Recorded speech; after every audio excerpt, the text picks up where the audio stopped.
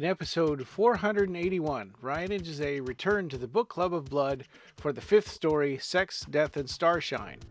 Plus, we have a little bit of Barker movie release news, and there's a new Clive Barker interview. This is the Clive Barker Podcast, where longtime fans Ryan and Jose interview guests, bring you the news, and take deep dives into Barker-related stuff. This episode is sponsored by Don Bertram's Celebrate Imagination. Don Bertram is a longtime friend of Clive and advocate of his art, but Don's unique and inspiring paintings are for sale, and over 50% of the proceeds go to the Arts and Medicine program at the Texas Children's Cancer Center. There's even a paver in Washington, D.C. representing Celebrate Imagination. We're thrilled that this worthy cause is sponsoring our podcast again this year, and we hope that you'll consider looking over his Pinterest page and commissioning a painting of your own. For commissions, Don requires no money down, and there will be no obligation on your part. You can also head over to the Etsy shop to buy one of his books, like A Chimney Sweep's Tale, Celebrate Imagination, or The Imaginaries. Follow the link in the show notes, or click on the side banner, and let's see what's new with Don Bertram today. Check out his paintings The Wink and The Innocent on Facebook. Let's welcome our other sponsor, Ed Martinez, and his YouTube channel. Lots of great special effects videos and Barker-related content. What's the latest from Ed? 3 months ago, Ed and Nina posted a video interviewing Mike Rotella, the sculptor of the 2022 Hellraiser's Chatterer. Hey, if you want to help us out, support us on Patreon at patreon.com/BarkerCast589. Our subscribers will get exclusive access to content not available anywhere else, like our Collector's Corner video series, rare Barker videos, and early behind-the-scenes stuff. Our supporters get to help us choose episode topics and even join us on the podcast. Our supporters also get access to the exclusive channel in our Discord server. We'll be forever grateful if you consider helping us out and subscribing to our Patreon. We owe everything to this circle of magicians, so let's give a shout out to our Patreon supporters and see what's new on Patreon. A shout out to the circle of magicians who make this possible: David Anderson, Erik Van T Holt, Daniel Elven, Amanda Stewart, Bradley Gartz, our newest member Markus, and of course Don Bertram and Ed Martinez for sponsoring us. Our supporters now get to see a new article by Jose Leitao, Hellraiser Virtual Dreams by Color Dreams. It's about a Hellraiser video game that never happened. Also exclusive for our Patreon members, a new video from Ed Martinez showing the 1993 book signing by Clive Barker at the Razorline booth at the San Diego Comic-Con. Also check out his newest video on YouTube detailing the best cutlery gallery prints or art photos. We recently made this video public from our Patreon exclusive playlist. Alright, well, welcome to episode 481 of the Clive Barker Podcast. Yay. Good morning or afternoon, Jose. How's it going? Hi, Ryan. I'm doing good. Thank you. We're almost on the way to episode 500, huh? I know, we're getting close. And this one, 481, we're returning to the Book Club of Blood. And it's just you and me today. We need to get more people to make this a book club. So any of our listeners and our Patreon members out there that want to join us, and you have thoughts about these short stories, let us know. Our next one's a big one, right? In the Hills, the Cities. So, it's good. It'd be good to get a good discussion on that one. That's like one of his probably most critically acclaimed short stories that's never been adapted to anything. Definitely one of that leaves a lasting impression on anybody who reads the Books of Blood, just because of the sheer fantastic nature of it. Yeah. And of course today we're talking about Sex, Death, and Starshine, the second to last story in Books of Blood Volume 1. That's right. This one kind of dives into the life of play actors and director and it's an interesting life and death of the theater. Yeah, and I was thinking about this, and in what it's about seems to me about what people have to do to get plays going, and the spirit of theater is dead. I mean, literally, right? In this story, it's the spirit of wanting just the love of making plays and stuff is is literally dead, and the dead have to come back and set things right. Right, right. So yeah, a good point. They mentioned that here in a rather symbolic way a few Yeah, times. Um, it's replacing Dionysus with Apollo, right? The god of commerce. Instead of yeah, the love of theater, it becomes the love of money, and that's yeah. represented by people like Hammersmith, who's the manager of the theater, I believe. Yeah, well, and Hammersmith has a secret that he always wanted to be involved. He wanted to be a writer, director, actor, but he didn't Yeah, have any talent. And right. he held that against everybody, and he made their lives miserable and tried to run everybody down to make himself feel better. That's right. That's right. And the play that they're putting together, which is going to be the final play for this theater called the Elysium, which is also in itself Yeah. kind of a auspicious name because it's like it's the heaven, right? Yeah. It's the heaven that you reach after death.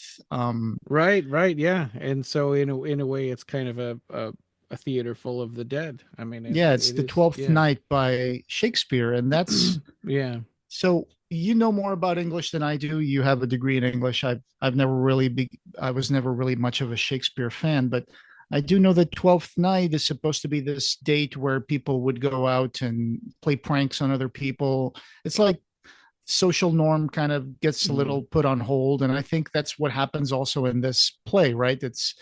It becomes almost like an elaborate prank the dead play upon the living. But Yeah. Yeah, that's a everything is good point. subverted, and the norms of the normal get subverted, and a different reality takes over. Yeah. And we open with a main character, Calloway, right, who's with the lead actress who's has no business being there really. She's in there as a draw Yeah, because for theater seats because she's a soap opera actress and apparently not a very good one. She doesn't. It seems like she doesn't. Not only does she doesn't do a good job acting, but it seems like she probably doesn't even understand what she's saying. You know, with the Elizabethan English and right. yeah, So the director is Terry Calloway, and the actress is Diane Duvall. And she's a soap opera actress, and like you said, she's not very good.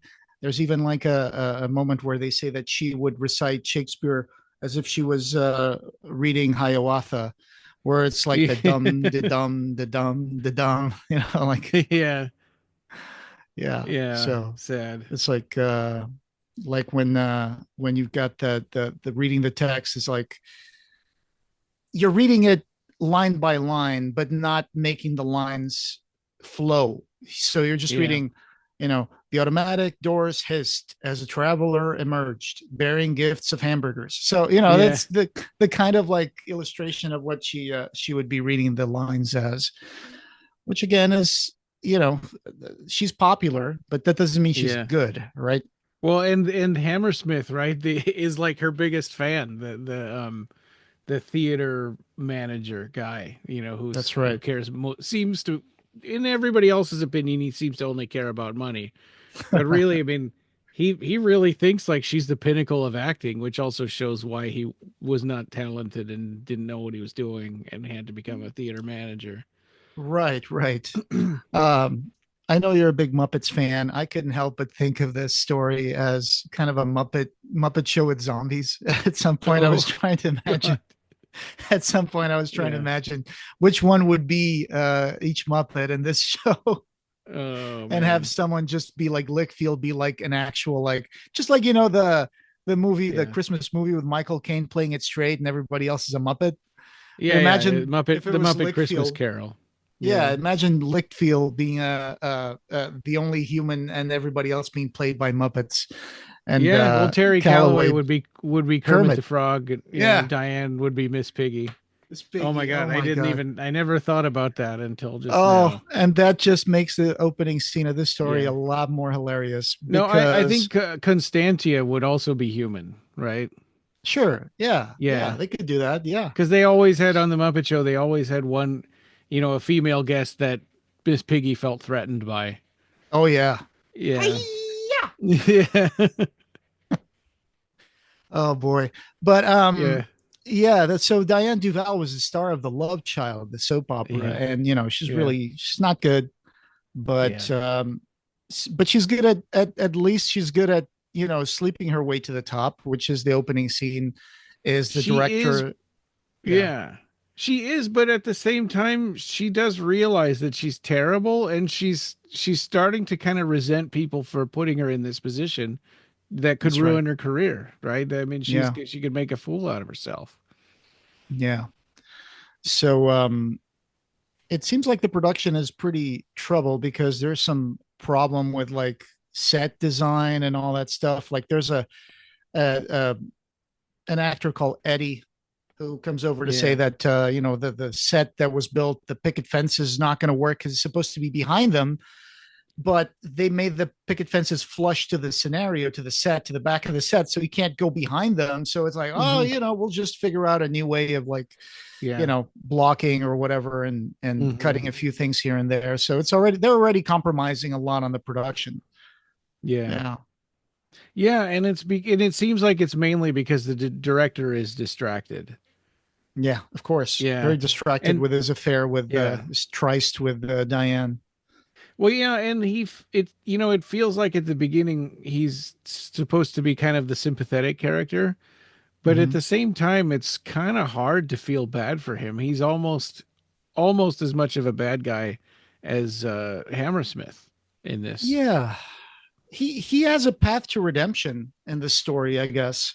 He Yeah, does make his way into a different state of mind in a rather drastic way by the end of the story. So he does have a yeah, quite an arc. I think he's just yeah, coming to terms with the fact that he wants to be a good director, but yeah, and unfortunately, that's the hook that we have to empathize with him, right? Is that yeah, he wants it to be a good production, but he also has to make awful compromises to even get people to come see it.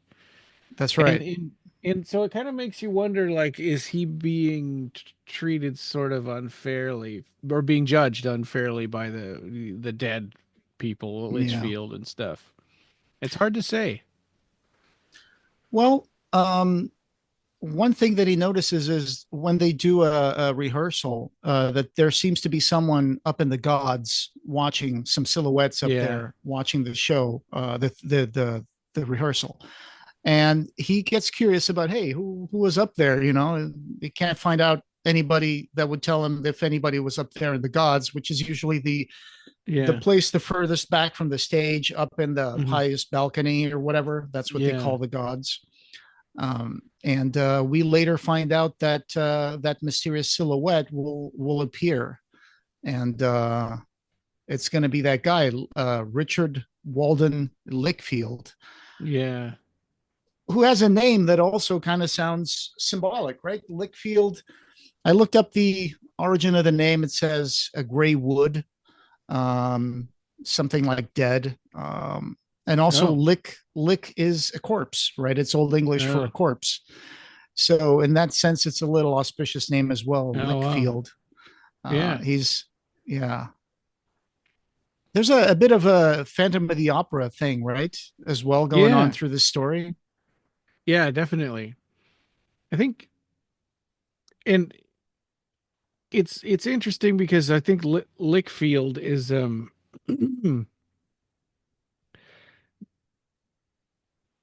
he sort of passes himself off as alive from the start. And I'm trying to remember what I'm it's my mind is blanking, but there's an older woman in the that works for the theater. Does she Oh work for the yeah, theater or for the yeah, play? Tallulah. Tallulah, that's her She's name. the old I was trying to lady find that. in the box office. Yeah, she closes the theater and Yeah. does that stuff. She's been. Yeah. It makes it seem like she's been with the theater for most of her life. Yeah, and she knows Lickfield from the olden days, I think, right? Yeah, at least she knew about his wife, Yeah, Constancia. you're Yeah, I right. think yeah, Yeah. she knows Lickfield. Yes, Yeah. yep. Because she's been there when she's at one point she's like closing the theater and she's drawing this red curtain and she's looking at all these portraits of Barrymore and Irving and other actors who you know have once walked across the boards of the stage. And then she sees a picture of Constantia as well. And she was a great actress, but died very young due to cancer of the breast. So that's the story of Constantia. But she played Viola, Lady Viola, who's also in this play, 12th Night, and she was really good at it. But she just never had a chance to, have a full career. And she was Lickfield's wife. And he was an actor also, right? Or was he a director? Trying to remember. I'm not sure. I don't think we ever know that. Yeah. But yeah. But at one point, Lickfield does appear and wants to talk to Calloway.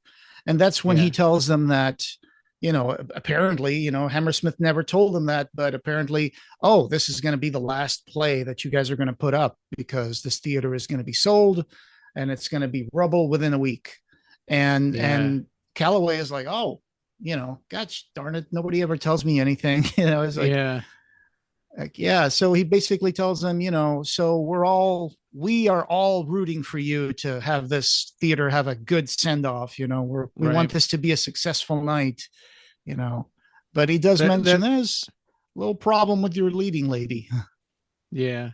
Well, and that's also a plot, like you mentioned, Muppets. That's a plot for a bunch of later Muppet movies, is that, the theater's in trouble and we have to save it. Right? Yes, exactly. Yeah. Yeah.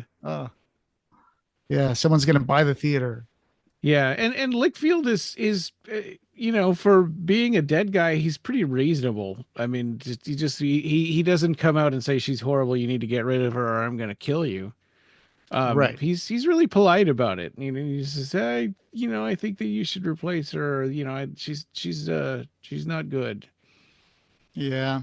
He says something. He's very, at one point he says diplomatic. Yes. At one point he says, I understand that, sometimes, honesty has to give way to other needs or something. I was trying to find that. Yeah. But anyway, But so he just wanted to give him that kind of warning that, hey, this is going to be the last play. So, hopefully, this will be a good send off to the theater. The theater is about to die, right? That's what he says. You will be present at the last rites through no fault of your own. I felt you ought to be warned. Yeah. And then they ask him, he asks him, hey, and this guy has a lot of a booming voice, right? He's got like this wide brim hat, which you never really see his whole face, and whatever is probably dressed in like a coat. And so that's why it kind of looks a little bit like Eric, the Phantom of the Opera, because it does seem at some point they keep mentioning that his face seems like it doesn't move as expressively as a real face should. And of course, we'll find out why. It's all an act as well. Yeah. The act of living. Right. Yeah. And later on, he says he was never embalmed. Right. Right. Yeah. Unlike Constantia. Yeah. Yeah. So, So, but it's they're about to put the play on, so they're doing dress rehearsals, and they do the first dress rehearsal, and I don't think it goes very well, right? Yeah, it goes pretty poorly. Yeah. I'm trying to remember what. I think did they trip over the fences and stuff in the blocking? I'm trying to remember what it was that went wrong. Well, or it was just they just say that it takes a long time for them to go through the dress rehearsal, and that there are lines being dropped, and there were things that weren't working. And probably primarily Diana's fault. It says cues were lost, props mislaid, entrances missed. The comic business seemed ill-contrived and laborious. So they said there was a 12th night that seemed to last a year. And he's like going like this, in like as he's seeing this happen. It's like, oh my God. And basically the squeaky wheel in all of this is Diane Duvall. She doesn't embody Viola. She doesn't transmit any elegance to the moments that she's supposed to. She doesn't Yeah. transmit any emotion in the moments of the dialogue that she's supposed to. So Right. it's very It's all her trying to memorize words. right, right. And he kind of lets her know, right? I think at the one point they say that he gave notes at the end of the rehearsal, Terry Calloway, but Yeah. for her, he was a little acidic, which, was inevitable. But Yeah. Yeah. I mean, he's probably realizing that, now it's going to be a huge bomb. And it's his fault for hiring her in the first place. And he thought she was going to be a draw and make things better. right.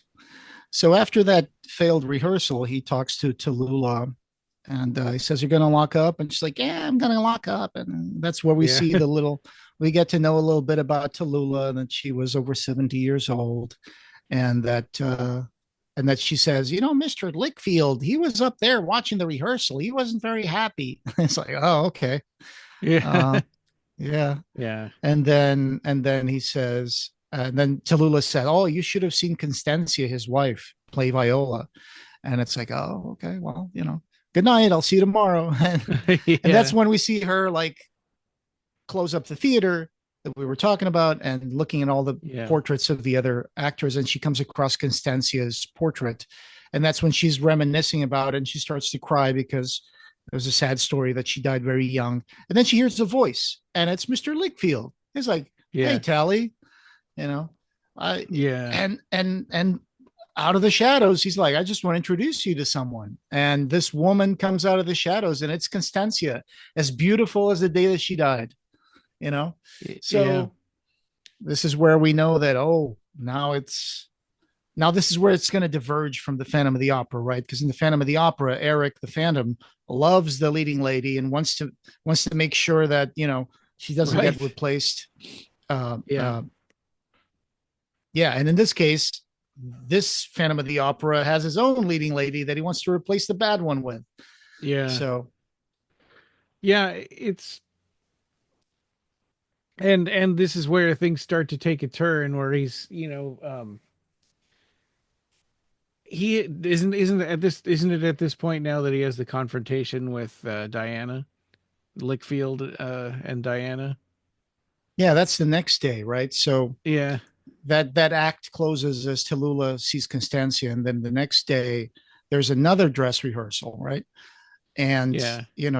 Diane shows up and she's late, and uh, they're gonna cut a few things because it's not working out, and before it starts, he goes to her dressing room to talk to her, and he's like, well, he already knew what was going to happen, right? That she Mm-hmm. was going to start crying, and then he would have to make it up to her, and then blah blah blah and blah blah blah. So he knew that there Yeah. was a give and take game that was going to be played in backstage with the leading actress because he Yeah. is kind of mean to her, and she's like her ego's hurt, and they just fall back into that thing where they're just starting to get involved in like a physical relationship, and someone opens the door, right? And it's Yeah. Lickfield. Yeah. Yeah. And he's like, "Oh, pardon me," and I think now he's gonna just come out and say it right in front of her, right? That Diane is no good and she needs to be replaced, and he has the perfect person to replace her with, his wife, Constantia, and she doesn't take that very well. Yeah. He says he asks Calloway if he can leave so he can have a private conversation with the leading lady, Oh, and yeah, yeah. Okay, Calloway that's what kind of it is. says, "Wait, you're not gonna like, you're not gonna, you know, be mean to her or anything." It's like, "Oh, no, no, not at all." But then Yeah. as soon as he leaves, he goes like, "Yeah, I think we both know that, we've decided that we're gonna replace you, and my wife Constancia is gonna play viola, and she will be opening tomorrow night." And Diane is just like, "Get out of here, piss off, who are you to tell Yeah. me that?" Yeah. And that's when she notices that his face looks a little weird, and she kind of, it's like the moment in the Phantom of the Opera, right, where he's playing the piano, the organ, and the lady comes from behind and unmasks him. In this case, Yeah. Diane kind of pulls at his hat, sees his face, sees that there seems to be like some sort of latex appliance or whatever. It's a mask. And she Yeah. pulls at the mask to see who he is, and there's nothing there, right? Just the skull underneath. Yeah, which is when Yeah. he says, I was not embalmed, unlike my wife, Constancia. Yeah. So, yeah, Yeah. that's why Constancia looks so good. Yeah. Yep. And then, and then at this point, I think there's this is like the point of no return for Diana, right? I mean, I think Yeah. he He kills her. he kills her, but he kills her with a kiss. Yeah. It's like an image of death in the maiden, right? It's like Yeah. this skull looked figurine just kind of grabbing her and taking her soul off with a kiss. And Yeah.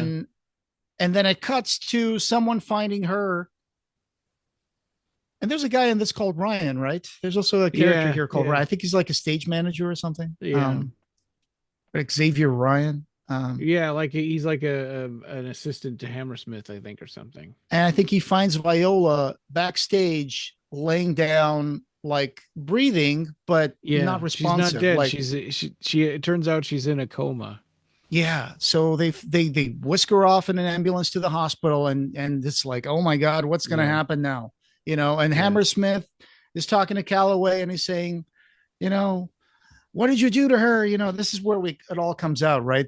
Yeah. That Hammersmith has kind of a crush on her. Is like, you son of a bitch, you were like having an affair with her, and I want to know what you Yeah. did to her. Blah blah Yeah. blah. Yeah. And you're not worthy of her, like implying that he is. Yeah. Well, Yeah. they're both representing like the mediocre money related idea of show business, right? Yeah. Both Hammersmith, he's kind of a bean counter. It's Yeah. almost ridiculous how they always depict him in his office looking at numbers and stuff, right? Yeah. He's definitely a bean counter. He's a follower of Apollo through and through, and so Yeah. is Diane, because she just wants to be successful and popular. But that Mhm. doesn't mean that she's actually doing a good job acting. It just Right. means that she's Yeah. kind of sleeping her way to the top. Right. And it's this whole other type of celebrity or actor that's hired for their looks rather than their ability to act. And then Sure. they just kind of get pushed up, along the way. Yeah. Some of them end up being better actors, with time, but most of Yeah. them are just, it's just doesn't work. Like, Yeah. it's like TV and, well, nowadays it's kind of gone backwards. Nowadays, a lot of movie actors are showing up in TV shows because TV Right. shows are Yeah. becoming more of a writer's show than movies are sometimes. Yeah. Yeah. Well, and streaming platforms are making TV shows more Yeah. the norm, right? Rather than Yeah. movies. It's harder for people to, it's weird that that you feel like, oh, I don't have 2.5 hours for a movie right now. I'll just watch this show. And then you end up watching 4 hours of the show. You end up binge watching it. Yeah. And yeah, I've done that before. I mean, I've gone to Netflix and just watched something until Netflix asks me, "Are you still there? Are you alive? Yeah. Are you breathing right Yeah. now?" And Yeah. I'm like, "Yes, I want to continue watching this episode." Yeah. But I feel like that binge watching after I binge watch, if you ask me details about the show, I probably would forget them a lot quicker than if I Yeah. watch them once a week. So sometimes I try to watch them like one episode a day or something so I can have time to Oh, digest what happened, yeah. unless I'm in a rush to like do something like a podcast or Well, anything. and Netflix is a little insidious about that because they'll cut the opening and the ending off. Mm-hmm. And so while you're watching it, it suddenly sort of merges into this one long episode instead Yeah, of, you can skip the intro. That's right. yeah. Yeah, and the ending credits. Yeah. But so Hammersmith is confronting Calloway, right? And he's saying, Yeah. we don't have a leading lady. She's in the hospital in a coma. So now I'm He gonna said that I'm I'm going to gonna cancel cancel the the whole show. thing. There's Yeah. no more show. It's done. We're done. And that's when, Lickfield comes into the scene again. It's like, oh, excuse me, gentlemen. I think I can fix the situation here. Yeah, he's And it's like, like, my wife will play. He's like, who are you? I don't know who your wife is. And yeah. And I think Do you think that Lickfield made up the whole thing that the theater was going to be sold by Hammersmith, or Hammersmith was really thinking about selling the No, theater? I think it's real. Yeah, I You think he think? was going Okay, to. yeah, Yeah. yeah.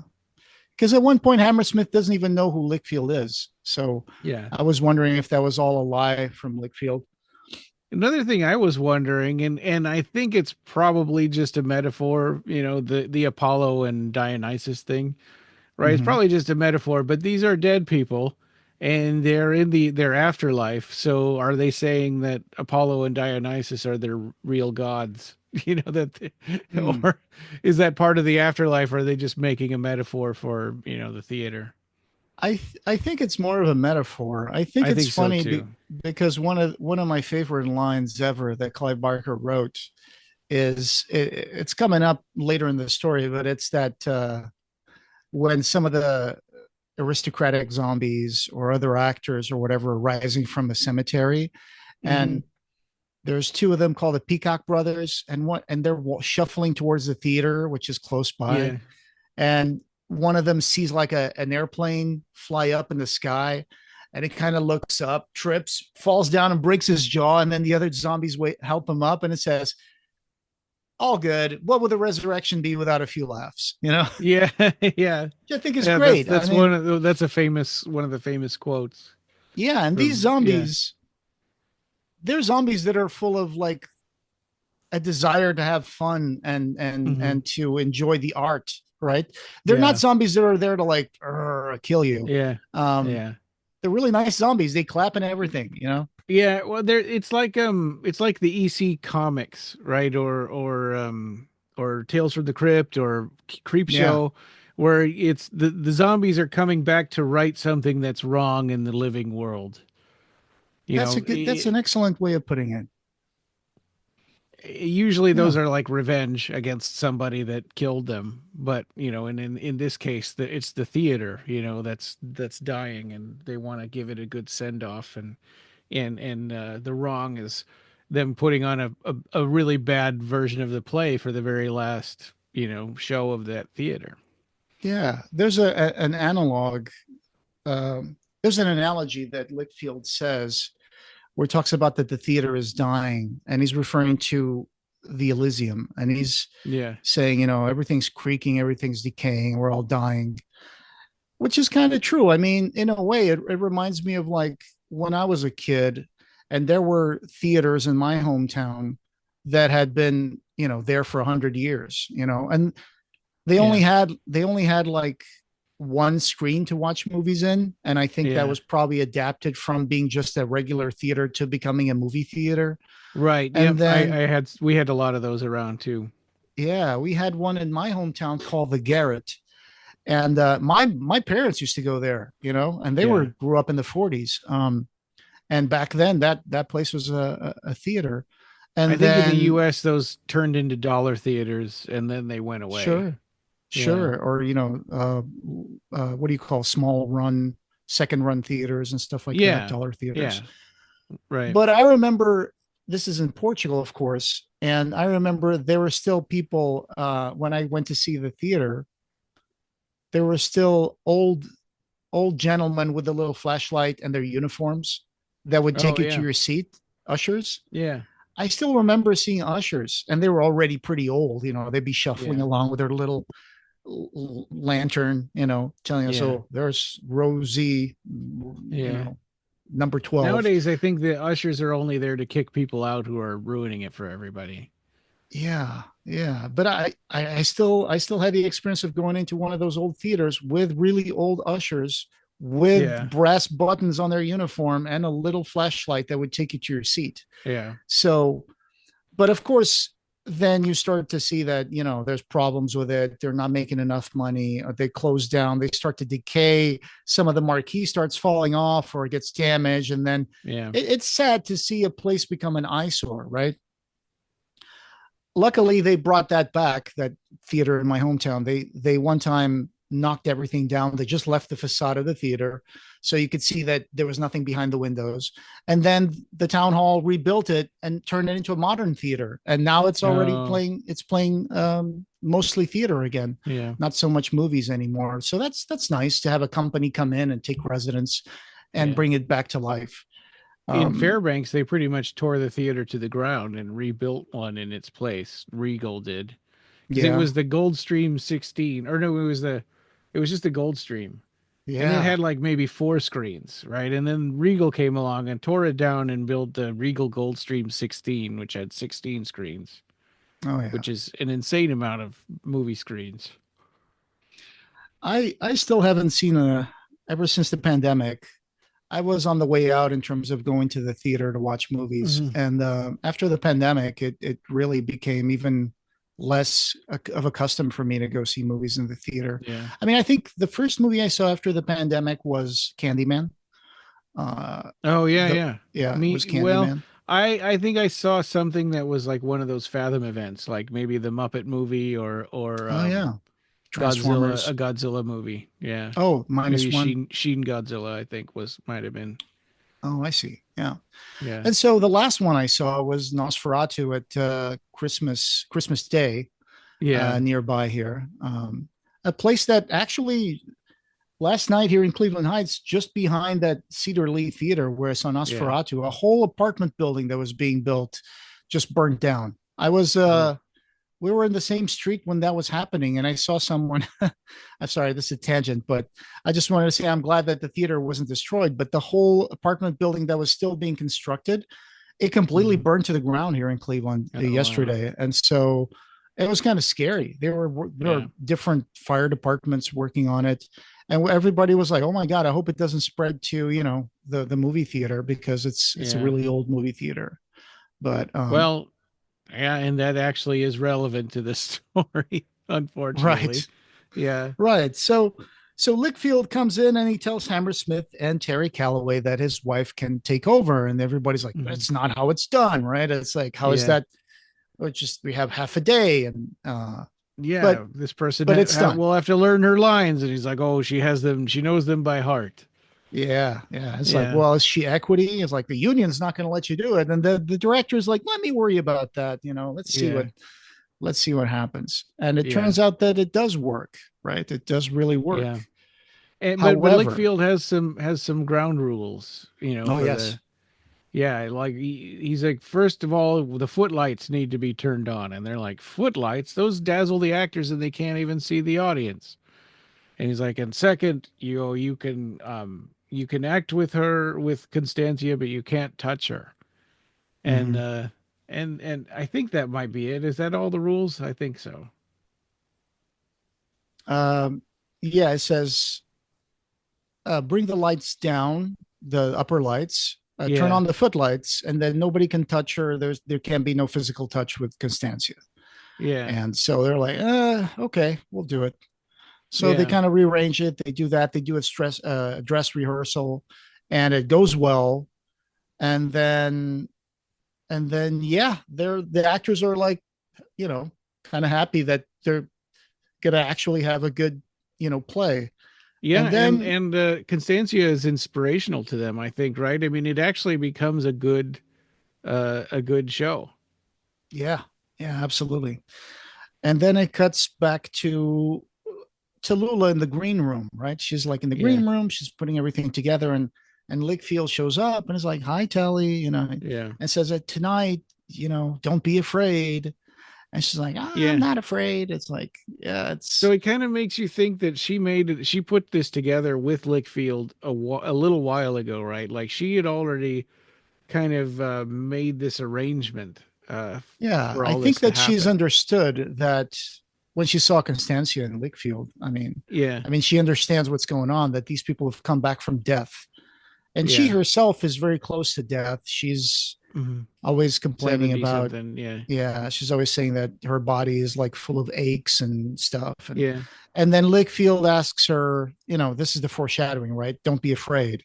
It's almost like, don't be afraid of the angels. In this case, it's going to be, don't be afraid of the audience that's going to arrive, because the audience is going to be nothing but reanimated corpses. Right. And so and obviously she's not charging them for tickets. no, but he asks her,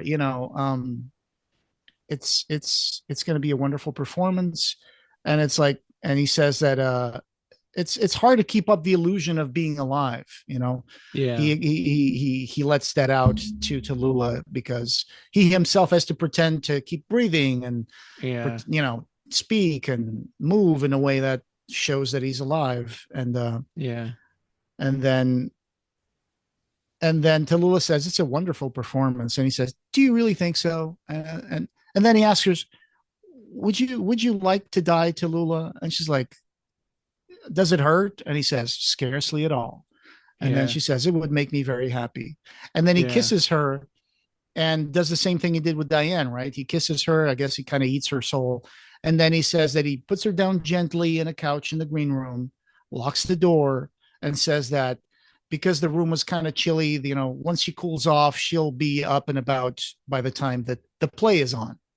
So Oh. she's going to be reanimated Yeah. as One a of the audience corpse, members. Yeah. as one of the audience members. So I think that's a very beautiful scene Yeah. where she's like, she's tired. She just wants to get some rest. Yeah. Yeah, and so the show starts, right? And well, and actually before the show starts, Diane comes back. Yeah. She Yeah, shows and up it's in a kind of taxi. yeah, yeah, and it's kind of like everybody's like, "Oh, well, do we have to put her back in now?" Or probably Hammersmith, right? And we come to find out that she's dead. Yeah. I mean, she goes in straight through the theater all the way to backstage, and she kind of goes to see Terry. I don't think she sees Yeah. anybody else before that, Oh, okay. but she shows up, and Terry is like, "Oh my God." Like, "I just Yeah. replaced you." Like, he doesn't know what to do, what to say. And he's like, "Hey, glad you're feeling better, but we kind of replaced you." Yeah, And she's we like, thought "Ah, you were out of commission. We had to find somebody, so we right." replaced you. And he asked her, "What are you doing here?" And she's like, "I had unfinished business." And the unfinished Yeah. business she's referring to is when Lickfield interrupted them after the first dress rehearsal. They were about to make Yeah. love. So she's kind of like, it's like unfinished business. And she Yeah. starts kind of like, taking off her dress and says, "I don't care about that anymore." About the play. It's, Yeah. I'm not a very good actress. And I don't really care about the theater anymore. And he's like, Yeah. "Oh, okay." And, he kind of gets in the mood, and she starts grinding up against him, and, she Hmm. does her thing, and her thing just keeps on going. And he's like, Yeah. "It's pretty cold. It's pretty Yeah. raspy." And then he comes to the realization that, "Oh my God, I have a zombie giving me a zombie Right. blowjob." Yeah, because she doesn't have to hold her breath, right? So she can go Right. forever. And this was a Right. have you seen the movie Dead Heat? It has Joe No, I don't think Piscopo in so. it. He made No. and it's like two cops and one of them becomes a zombie like partner. Oh, And okay. yeah, Hey, and directed by Mark Goldblatt, who edited Nightbreed. Huh. you're right. Yes. And so they make the joke they make that joke in that movie Oh also. my gosh. So one of the partner cops is a zombie? Is reanimated? Yes. Yeah. Oh, I gotta watch that Yeah, movie. That sounds awesome. Treat Williams is the zombie one, and Joe Piscopo is the living partner. Oh wow, Dead Heat. That Yeah, sounds funny. yeah, Yeah. Another one that's also funny about dead monsters and stuff is and a theater stage is Meet the Feebles. If you haven't seen Meet the Feebles, oh watch Meet the yes, yeah, Feebles yeah. because that one's pretty funny too. I don't. It's like I don't know. a crazy like Muppet show, but with gore and Yeah, Muppet. yeah. It kind of I don't know. I don't. I get It's it. like if You're a somebody Muppet made fan. it. Yeah, if somebody made a parody of Hellraiser, I wouldn't really care for that either. Well, we did watch that Row movie. I don't think they were. I think they were. I think it was trying to be an homage to Yeah, Hellraiser, but they did. But it was weird and it was weird not and very kind good. of felt Yeah. more like a parody in my book. Yeah. Yeah, but Anyway, I don't think that was deliberate. yeah. But anyway, so yeah, so he finds out that she's dead, and then she's like, you know, um, It's like, yeah, I was never really that good at acting, right? Because it makes it Yeah. seem like, yeah, she was trying to put an act that she was alive, but she's not a good actress. Yeah. So, She's like, yeah. yeah, And then and they cut so away from them, and so the fate, you have to wait till later to find out what she did after that. yeah, she does say she has something for him, and she pulls something out, but then we cut. It's a Yeah. very, very theatrical way that they cut from one scene to the next. In this Yeah. one, Yeah. it's. Well, and it is almost like this could have been a movie I know. or a I mini would have loved it. series or something. Yeah. Yeah, I would have loved to see a movie of Sex, Death, and Starshine. Yeah.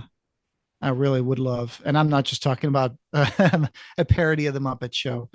I've Yeah. That'd be amazing to see this Yeah. Lickfield Well, and and so I dug through our archives of treatments and things, and I couldn't find anything on this one, and I'm sure that there probably was something where somebody tried to adapt it because it seems like there's some kind of adaptation for every Books of Blood story, but I just didn't have it. I haven't heard anything about it. yeah, which is unusual. I would imagine this Yeah, would be a perfect movie to be a perfect perfect story to be adapted into a movie. Um, yeah, just because it would be so cool. I mean, this would be one of those that I don't understand why nobody has ever adapted it to a script. Um, yeah, it would be terrific. I love the idea of like zombies rising from the grave, theater zombies rising from the grave yeah, to put up a play. And yeah, then yeah, it doesn't just end there, it continues. So yeah, after we see that Diane pulled something out of her purse and she's about to, do something to Terry, we cut to a cemetery near the theater, the Elysium, right? yeah, And they're saying, there used to be a crematorium, but then the crematorium, blah blah blah, and so now these cemeteries are all in disarray. They're really old ones, yeah, but you start to see real creepy crawly things come out and shuffle out of like they're opening their little family plot thing and just coming out, and yeah. zombies just rising from the grave. Yeah, And and I it's think, interesting because he describes who they are in several of them, right? yeah, he says I think they're all made up names, but Yeah, from Victorian mausoleums, you would see Charlotte Hancock, her husband Gerard, Joseph Jardine and his family, Anne Snell, the Peacock brothers. The Peacock brothers is what makes me think that these are all theater zombies because it makes it seem like oh, an okay. act, right? Yeah, And that's in one corner, Alfred Crawshaw, captain of the 17th Lancers. List went yeah, on and on and on, and that's when there's right. that funny moment of one of those Peacock brothers looking up at the plane, Yeah, tripping, falling, breaking his jaw. yeah, And then it says, they picked him up fondly, escorted him on yeah, his way. There was no harm done. And what would the resurrection be without a few laughs? So the show yeah, went on. yeah. Yeah. Yeah, and in this kind of EC Comics way, they don't explain why the dead come, what causes them to come back from the grave. They're just there to set things right. In the book, Clive Barker's short stories, Imagination as Metaphor in the Books of Blood, there's a part Oh here yeah. that Gary Hoppenstein raises a very good point about that question you've raised. It says here that um, so both Duvall and Hammersmith are destroyers, arrogant butchers of the theater. The author illustrates a just end for these two characters. Though they both could have been reborn through death, as Calloway was, instead they are destroyed by the fire that grips the Elysium. Um, and that says here, it basically makes an argument here that the relationship between Diane Duvall and Terry Calloway is kind of like commercial and narcissistic and destructive. Yeah.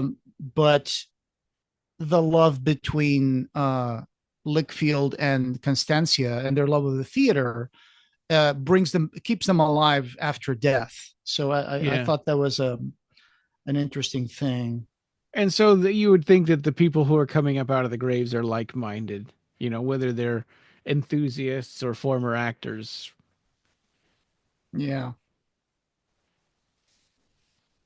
Yeah, so it Are we seems gonna like come back and do a podcast from beyond the grave? You know, when we're dead, if people are doing a hey, bad job on their this is podcast, this yeah, is Jose and Ryan talking you from beyond.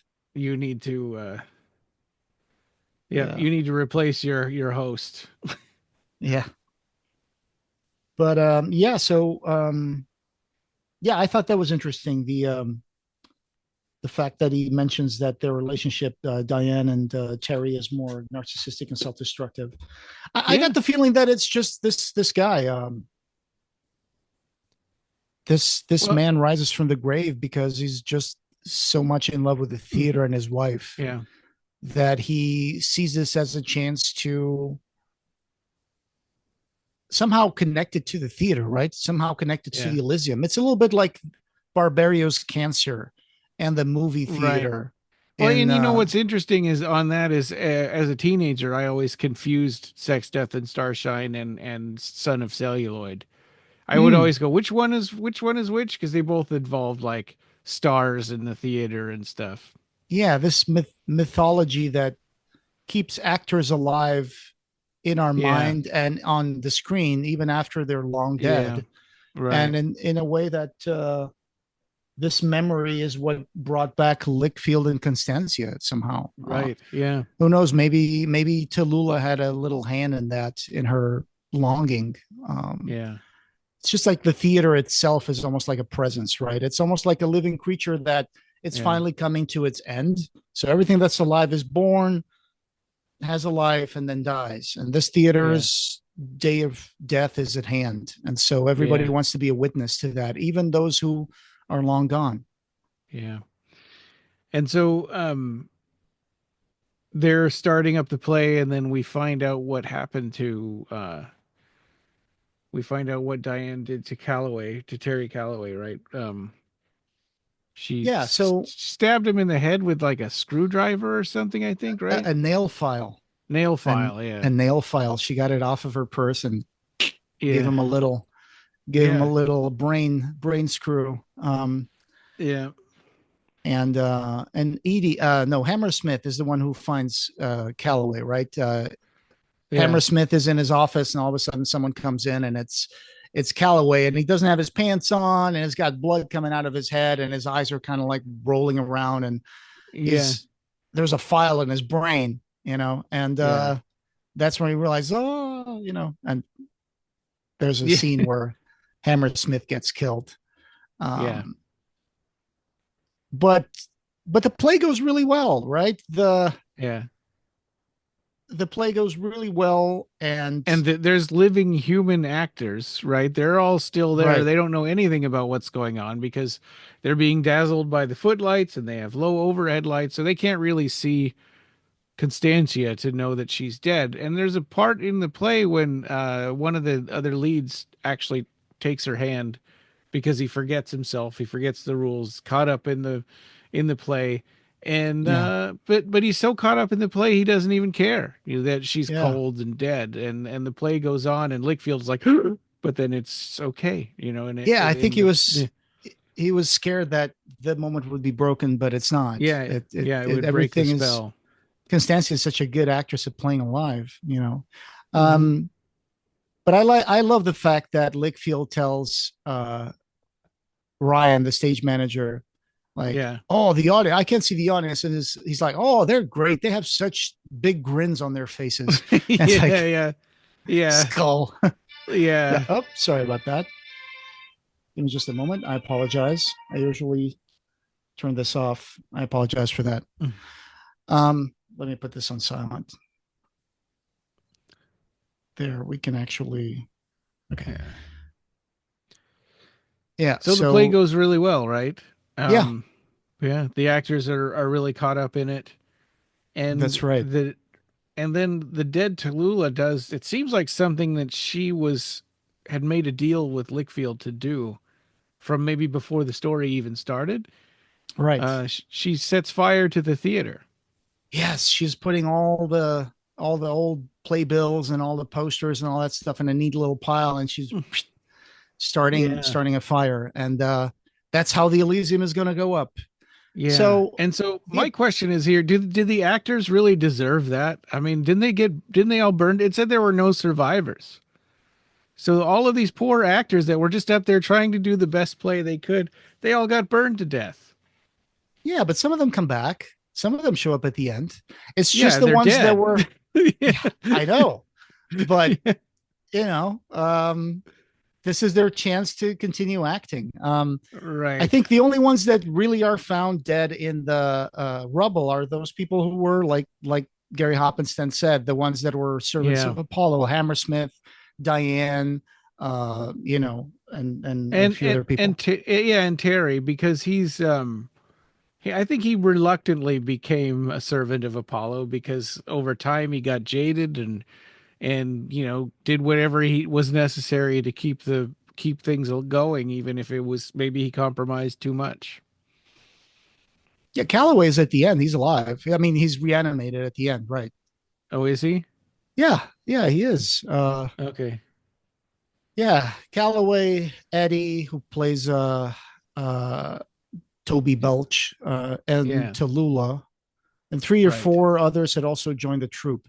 So here's what happens, right? So I love the fact that when the audience is clapping, the way that they describe the sound of the clapping, like twigs, Mhm. like beating each other and stuff, Yeah. because they're skeletons, right? Because they're Right. skeletons Yeah. clapping, and Yeah. uh, and it's just so good. But the moment of revelation comes when the reanimated Diane shows up after the play is over, and she kind of walks up and says, "All right, that role was supposed to be mine," and she's trying to roll up the stage, and puts her hand on the floodlights, which are really hot, and they And start sets her hand on singeing fire. Yeah. singeing her hands, and then someone said, "Oh, I killed the lights," and then she falls back, and the floodlights are turned off, the footlights, and that's when the Yeah. audience sees who's been clapping at them all night. Yeah. The You actors know, see. Yeah. the balcony full of like Yeah. reanimated corpses, and they're like, "Oh," one of them goes Yeah. to puke, another one starts yelling, and then Yeah. they try to escape, but that's when they find that behind the backstage it's all on fire and they can't. So Yeah. the Elysium goes up in flames, and unfortunately, the reanimated dead, they make their way out, they're fine, they don't breathe, so they're just they leave. Yeah. But the other actors, unfortunately, yeah, I mean, I'm with you. I don't think they did anything to justify being killed, but at that point, it's Yeah. just It's like they've they're gone part. beyond. It's like they're part of the theater, so we've got to burn them too. Well, they've seen too much, right? They've Yeah. gone beyond the point of no return. Yeah. So now they Yeah. I know guess. too much. And I guess they're Yeah. just part of the whatever's happening right now.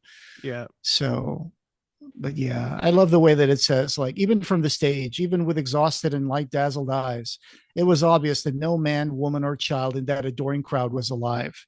They waved fine silk hankies at the players and rotted fists. Some of them beat a tattoo on the seats in front of them, and most just clapped bone on bone. I was like, oh, Yeah. I just love that. I think that would be such a Yeah. great revelatory moment in a movie. It would be Yeah. awesome.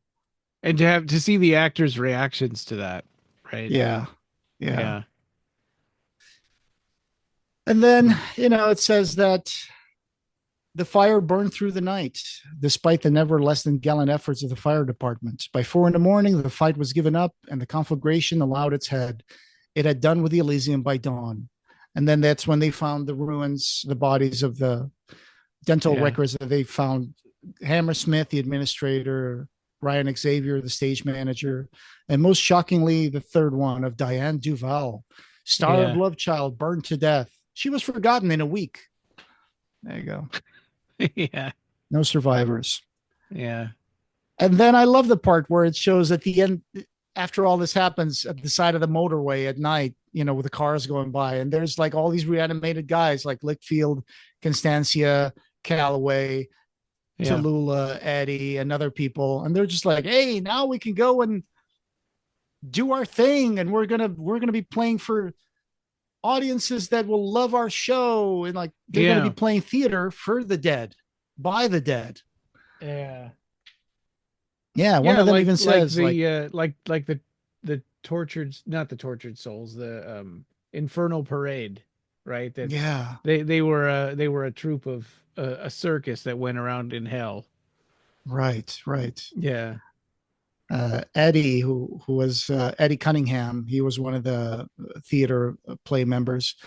Um, he even says, "Who should we play to? Should we go north or south?" And it's like, let's go north because my mom's in Glasgow and she died before I ever played professionally. I'd like her to see me. And that says, Oh wow. north it is then. Shall we find Yeah. ourselves some transport? And then it just makes it seem like he's going to go see if he can procure a truck or something where they can just Yeah. like climb up and go, which would Yeah. be kind of hard because some of these guys are dead and, they're burnt. And, I Yeah. don't know how that would go. But I love this Yeah. line that he says. Lickfield turns to the company and says, there are lives lived for love and lives lived for art. We, happy band, have chosen the latter persuasion. And to you who have never died, may I say, welcome to the world.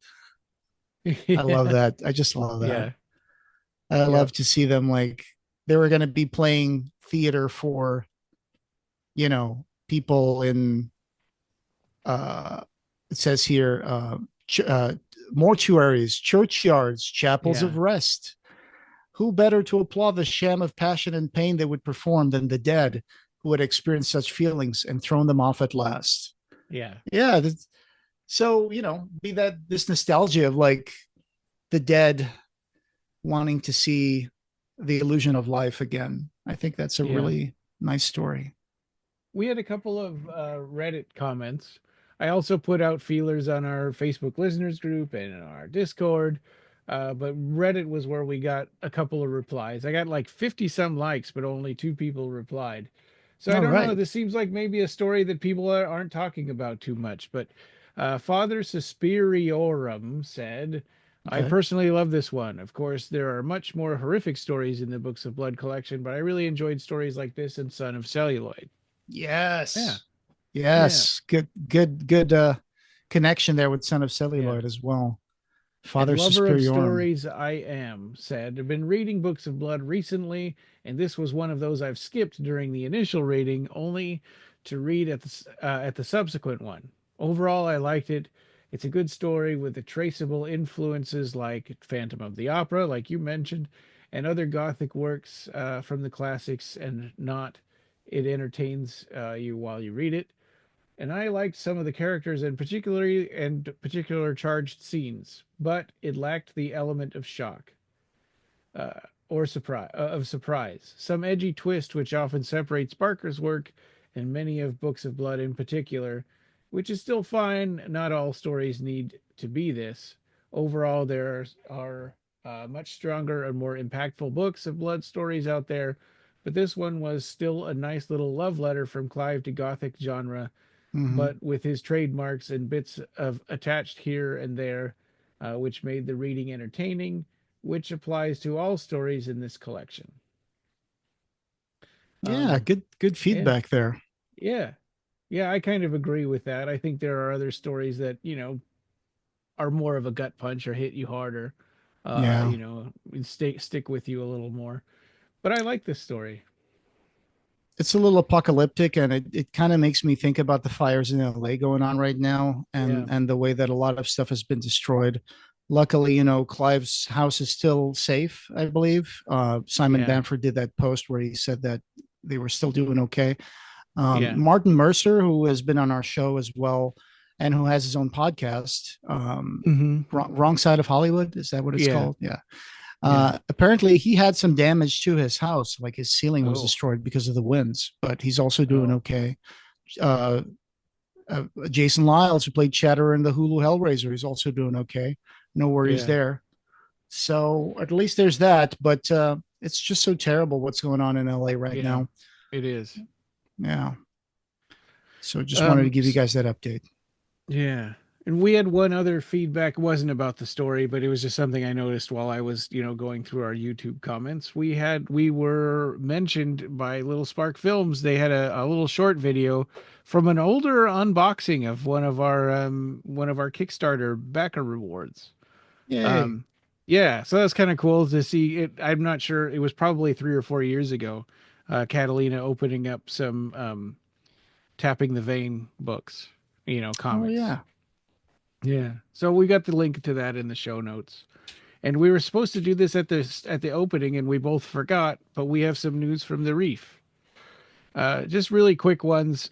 We had been talking about Night of the Zoopocalypse for a while, and the fact that it was originally an idea or a treatment by Clive, and it was called Zombies, ZOO, like zoo, right? Hmm. Zombies. But Night of the Zoopocalypse has a trailer now, so you can watch the trailer. One of the most memorable lines in the trailer is, you punched my grandma in the face.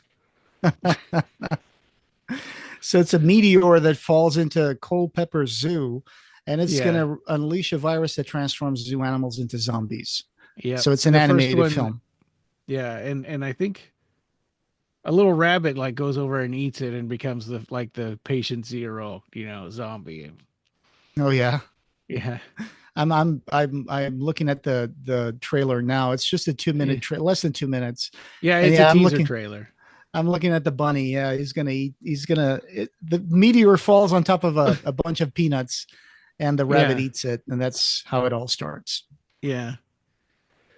And then the other thing, Phil and Sarah shared this, but there was a recent interview with Clive Barker on Liverpool Post, and unfortunately, it's behind a paywall, so only subscribers to the Liverpool Post can read that interview. Hmm. So I haven't read it, but it's there, it exists, and any of our subscribers out there, I mean, our listeners out there who subscribe to the Liverpool Post can read that.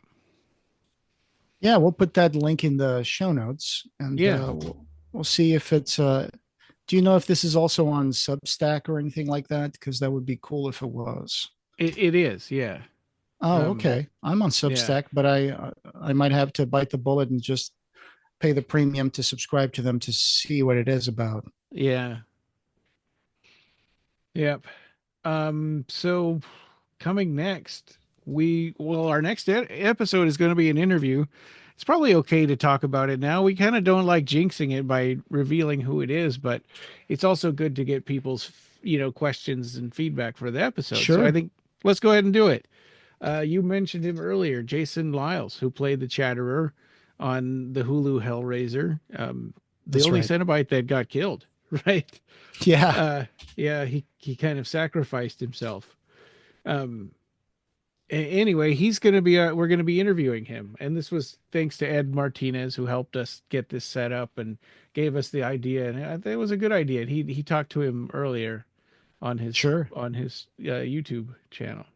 Yeah, he's got some interesting stuff on his channel about what it was like. The author who created the design for Shatter and stuff like that. So I'm going to go Yeah, back and listen to that stuff before we talk to Jason because we might be me able to too. get some insight from it. Yeah. And you found another podcast interview with him, I think, right? That Yeah, you I have to linked listen to. to Yeah. that too. Yeah. Yeah. Yeah, so we'll be kind of diving into that stuff in preparation for next week. I'm not At crazy about some listening to other podcast interviews with guests that we're going to have because it could affect how we ourselves are going to Yeah, I know what you take mean. the interview. Yeah, Yeah. Yeah, or referring, or we end up sort of referring to something in a sort of an inside jokey way that other people may not have listened to. And that's that right. part I don't like either. But sometimes it can help you steer away from things that they've been asked a lot. So, it's a double edged Yeah. sword. Yeah, yeah. It's probably overall it's probably better to be prepared than not. Sure. Yeah. And then, so at some point, we'll return to disc 4 of the Hellraiser Quartet of Torment, with Pete Atkins. Just he's had a busy schedule. That's right. Jericho Squad's going to come back. And I think that might be it. That's all I know for sure about for now. Yeah. Oh, So, well, Book Club of Blood, right? The In the Hills, the Cities. yeah, that's going to be Yeah. another amazing story to get into. A Yeah. lot of queer themes and Probably, super arguably, fantastic. might be one of the best or the best Books of Blood story. It's hard to Oh, yeah. say. I mean, it's It's up that's really there. really subjective. It's But up there. it's one of the more critically acclaimed, people's favorites. The one we did today, it's on my top five for sure. Sex, Death, Oh and yeah, Starshine. yeah, Yeah. I love it. I just love it. It reminds me of this also, reminds me of this story. I think it was from the Alan Moore's Swamp Thing run. I think it was Mhm. issues 41 and 42. There's a story where there's like this plantation house where these dead slaves come back to life, and then they just throw a big party and burn the whole plantation house down. And then it ends with them all like going off into the night and moving off into the countryside. And there's the last panel of this issue 42 is these guys are in front of one of those old rundown theaters, and the guy inside the office, the box office, is one of those reanimated guys, Oh, and wow. it's just like looking like a zombie, and they're like, "Hey, Yeah. we want 2 tickets for this one." It's like, Yeah. it's a funny story, but Yeah. Like, yeah, right. all right. Well, this was fun. Yeah. Overall, I think I'd like to see, it become more of an actual book club with more people joining Yeah, us. in the Yeah. Discord too, and get some Yeah. discussion going there. It was originally just opened up to our Discord, our Patreon subscribers. Or patrons, But yeah. if they're not gonna join us, we could have other people too. So, We can open up the invitation to the Clive Barker listener group on Facebook. yeah, yep, exactly. So, and this podcast having no beginning will have no end. Thank you for joining us, and we hope you have subscribed or followed our podcast. You can find the Clive Barker Podcast wherever you find audio. Show notes for this episode, as well as news and reviews, can be found at our website at www.clivebarkercast.com. The Clive Barker Podcast, or BarkerCast, is an independent editorial podcast and blog that's not affiliated with Clive Barker or Seraphim Inc. This is a labor of love by the fans for the fans. You can chat with us on our Facebook BarkerCast listeners group, our Facebook page, Reddit, Blue Sky, or our Discord server. Have you already bought our book? The BarkerCast Interviews Occupy Midian, available in Amazon hardcover, Kindle, and Apple Books. Join our Patreon and become a patron to get access to exclusive stuff, pick an episode topic, or maybe join in the discussion. You can also buy a t-shirt in our TeePublic store. Just go to teepublic.com/stores/BarkerCast. Leave a voicemail for us on the SpeakPipe link on our blog, and we might put it in the episode. Opening and ending music generously provided by Ray Norrish. Thanks for listening.